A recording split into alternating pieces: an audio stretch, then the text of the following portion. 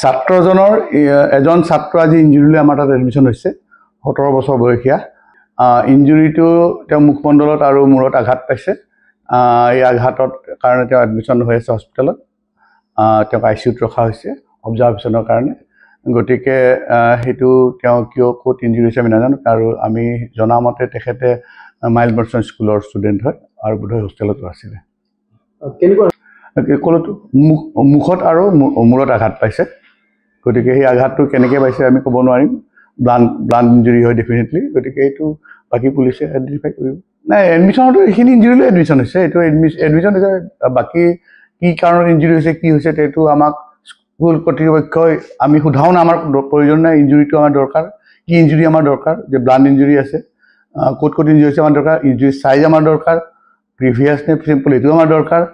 সেইখিনি কৰাৰ পাছত বাকীখিনি বস্তু পুলিচে কৰ্তৃপক্ষৰ পৰা সুধি ল'ব আমি সেইটো ডেছক্ৰিপশ্যন দিব লাগে আমাক সেইটো কথা কোৱা নাই আমাৰ লুক আউটো নহয় এইটো আমাৰ লুক আউট ইঞ্জুৰিটোৰ ওপৰত পেচেণ্টৰ ওপৰত কিন্তু ইঞ্জুৰি ষ্টেজটো আমি এতিয়াও এক্সামিন কৰি আছোঁ আইচিইউত আছে পেচেণ্টটো পৰীক্ষা চৰীক্ষা হোৱাৰ পাছত তেওঁ চিম্পল নে গ্ৰিভিয়াছ ইঞ্জুৰি গম পোৱা যাব